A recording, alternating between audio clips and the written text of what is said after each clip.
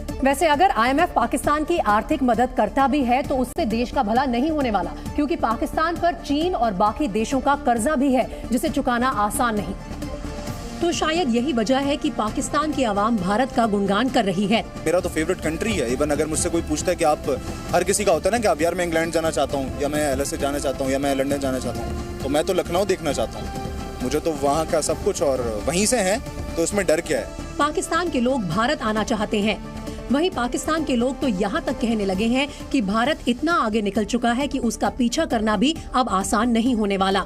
On paper जो है हम उनसे बहुत पीछे हैं, लिटरली हम बहुत पीछे हैं, लेकिन बीइंग अ पाकिस्तानी और बीइंग अ पैट्रियट जो है मैं इस चीज़ को वैसे एक्सेप्ट करते हुए मुझे थोड़ा सा फील होता है, लेकिन रियलिटी यही है कि हम ऑलमोस्ट सारे सेक्टर्स में इंडिया से बहुत पीछे हैं। जबकि पाकिस्तान की आवाम तो अब भारत को उस्ताद मानते हुए अपनी ही सरकार और सिस्टम को कटघरे में खड़ा करने लगी है।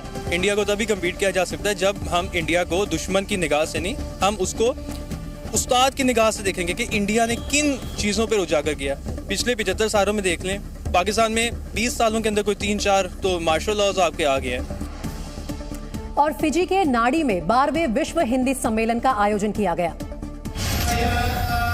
उद्घाटन समारोह में फिजी के राष्ट्रपति और भारत के विदेश मंत्री एस जयशंकर शामिल हुए। सम्मेलन का मकसद हिंदी को वैश्विक भाषा के रूप में बढ़ावा देना है। नागालैंड और मेघालय के लिए बीजेपी ने अपना घोषणा पत्र जारी कर दिया है। बीजेपी अध्यक्ष जेपी नड्डा ने वादा किया है कि मेघालय में बीजेपी की सरकार आते ही 7वां वेतन आयोग लागू किया जाएगा। जम्मू कश्मीर में चल रहे बुलडोजर एक्शन पर महबूबा मुफ्ती ने नाराजगी जताई। उन्होंने कहा, हमें अवैध कब्जा करने वाला कहा जाता है, जबकि ये जमीन हमारी है। 2022 में कोयम्बटूर में हुए कार ब्लास्ट मामले में एनआईए ने बड़ी कार्रवाई की। राष्ट्रीय जांच एजेंसी ने संदिग्ध आईसिस से जुड़े समर्थकों के 60 से ज्यादा ठिकानों पर छापा मारा। मध्य प्रदेश के सागर में घर से विदा हुई दुल्हन ससुराल पहुंचने से पहले ही रफू चक्कर हो गई। लड़के पक्ष ने थाने में तहरीर देकर दुल्हन को ढूंढने की गुहार लगाई है।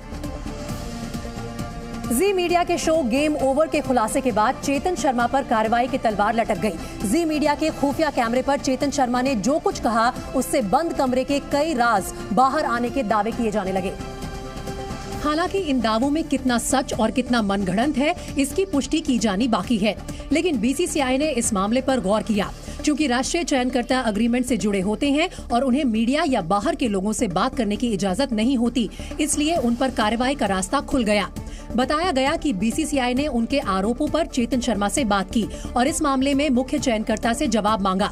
चेतन शर्मा से हुई इस बातचीत के बाद उन पर एक्शन का रास्ता साफ हो गया। बताया गया कि चेतन शर्मा की कुर्सी जाना लगभग तय है। इस बीच इस मामले में सियासी बयानबाजी भी शुरू हो गई। बीसीसीआई ने तुरंत उनकी जांच करनी चाहिए और तब तक उनको बाजू में बिठाना चाहिए। वो सिलेक्शन कमेटी के प्रमुख होने के नाते ये ऐसा बोल नहीं सकते और अब वो सिलेक्शन कमेटी के प्रमुख रह नहीं सकते। बीसीसीआई ने हाल ही में चेतन शर्मा को दूसरी बार चयन समिति का अध्यक्ष बनाया था। इससे पहले ऑस्ट्रेलिया में खेले गए T20 वर्ल्ड कप में टीम इंडिया के लचर प्रदर्शन के बाद उन्हें पद से हटा दिया गया था। और इस तरह चेतन शर्मा दूसरी बार विवादों की वजह से मुश्किल में फंस गए। भारतीय क्रिकेट टीम को लेकर जी न्यूज के खुफिया कैमरे पर मुख्य चयनकर्ता चेतन शर्मा ने जिस तरह के खुलासे किए, उसके बाद उनकी मुश्किलें बढ़ गई और इस बात का एहसास चेतन शर्मा को भी था। यही वजह रही कि जैसे ही जी न्यूज पर उनकी कई बातें दिखाई जाने लगी, टीम और क्रिकेट को लेकर उनके खुलासे पर नए सिरे से उनका रुख जानने के लिए जी न्यूज की टीम मेहरौली पहुंच गई। दिल्ली के मेहरौली में इसी अपार्टमेंट की दूसरी मंजिल पर चेतन शर्मा रहते हैं। उनके फ्लैट पर पहुंचने के बाद जी न्यूज ने घर की घंटी बार बार बजाई। देखिए इस वक्त यहाँ पर उनकी नेम प्लेट हमें दिख जाएगी। हमने इस वक्त डोर बेल यहाँ पर साफ तौर पर बजाई है कि यहाँ पर कोई क्या आज हमें ये जवाब देगा। जी न्यूज ये कोशिश कर रहा है। लेकिन दुनिया के सबसे ताकतवर क्रिकेट बोर्ड के चयनकर्ता का दरवाजा बार बार खटखटाए जाने के बावजूद इस बार घर के दरवाजे बंद ही रहे।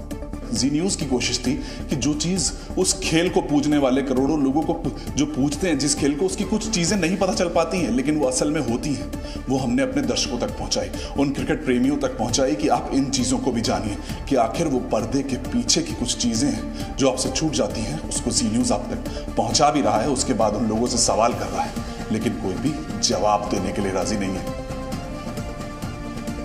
बताया गया कि जब जी न्यूज की टीम चेतन शर्मा के घर पहुंची तो वो घर के अंदर ही थे। दिल्ली में बीसीसीआई के मुख्य चयनकर्ता के दरवाजे बंद रहे तो हमारी दूसरी टीम मुंबई में बीसीसीआई के दूसरे अधिकारी के घर पहुंच गए। मकसद एक ही था, उनके ही मुख्य चयनकर्ता के खुलासे पर बीसीसीआई का रुख जानना और ये जानना कि जी न्यूज के खुफिया कैमरे पर जो खुलासे किए गए उससे भारतीय क्रिकेट के कर्ता धर्ता कितने सहमत हैं तो क्यों और सहमत नहीं हैं तो क्यों। यही जानने के लिए जी न्यूज की टीम बीसीसीआई के ट्रेजरर आशीष शेलार से मिलने में कामयाब रही, लेकिन चेतन शर्मा के हवाले से जी न्यूज पर हुए खुलासे पर आशीष शेलार एक ही जवाब दोहराते रहे। इसके ऊपर अधिकृत बीसीसीआई प्रतिक्रिया देगी, आप उसके बारे में वेट करें। दिल्ली से मुंबई तक बीसीसीआई के अधिकारियों ने भले ही चुप्पी साध ली, लेकिन चेतन शर्मा ने जी न्यूज के खुफिया कैमरे पर जिस तरह के दावे किए उसके बाद बीसीसीआई के पूर्व अधिकारियों का सब्र जवाब दे गया। और इस मुद्दे पर पहली प्रतिक्रिया बीसीसीआई के पूर्व उपाध्यक्ष टीसी मैथ्यू की आई, जिन्होंने चेतन शर्मा को फौरन उनके पद से हटाने की मांग कर डाली। And the BCCI should take the call to remove Chetan Sharma from the chairman of selectors. Matthew ने रोहित शर्मा और विराट कोहली के बीच अनबन को लेकर चेतन शर्मा ने जो भी दावे किए उसे खारिज कर दिया और दावा किया कि दोनों अच्छे क्रिकेटर होने के साथ ही अच्छे प्रोफेशनल भी हैं। And when Virat was little out of form, then as a captain, Rohit Sharma has given full support to Virat Kohli. BCCI के पूर्व उपाध्यक्ष टीसी मैथ्यू ने चेतन शर्मा के सभी दावों को मनगढ़ंत और दुर्भाग्यपूर्ण करार दिया। अब जाहिर है जी न्यूज के स्टिंग ऑपरेशन से बीसीसीआई में खलबली मच गई और इसका असर क्रिकेट की दुनिया पर भी दिखा, खासकर उन लोगों पर जो दिन रात मेहनत कर भारतीय क्रिकेट का भविष्य तैयार करते हैं और दिन रात क्रिकेट से जुड़े लोगों के संपर्क में रहते हैं। ऐसे लोग चेतन शर्मा के तमाम दावों को झुठलाते दिखे। पेन किलर लेता होगा, पेन किलर तो वो भी जो टीम के डॉक्टर या पर्सनल डॉक्टर प्रिस्क्राइब किया हुआ, पर्सनल डॉक्टर ने प्रिस्क्राइब किया तो टीम के डॉक्टर के पास जाके वेरीफाई करके ये लोग लेता है, तो मैं ये नहीं मानता।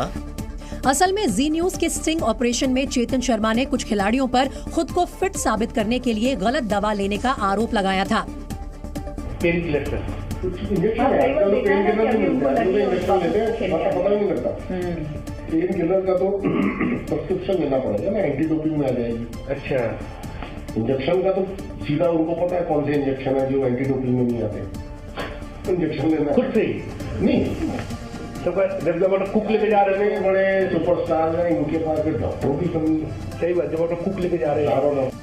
चेतन शर्मा ने बंद दरवाजे के पीछे होने वाली बातों के सच होने का दावा कर जो कुछ भी खुफिया कैमरे पर कहा उसे पूर्व क्रिकेटर बीजू जॉर्ज ने गलत करार दिया। यानी भारतीय क्रिकेट कंट्रोल बोर्ड की चयन समिति के प्रमुख चेतन शर्मा के खुलासों पर किसी को यकीन नहीं हो रहा। इन खुलासों ने क्रिकेट के दिग्गजों और खेल प्रेमियों को झकझोर कर रख दिया। तो क्रिकेट में अपना भविष्य देखने वालों की हालत की तो कल्पना ही की जा सकती है। ये काफी डिमोटिवेटिंग चीजें हैं जो भी सामने आई हैं। क्योंकि चेतन शर्मा ने गलत दवाइयों और गलत तरीके से फिटनेस लेने के आरोप टीम इंडिया के खिलाड़ियों पर लगाए, इसलिए खेल प्रेमियों ने पूरे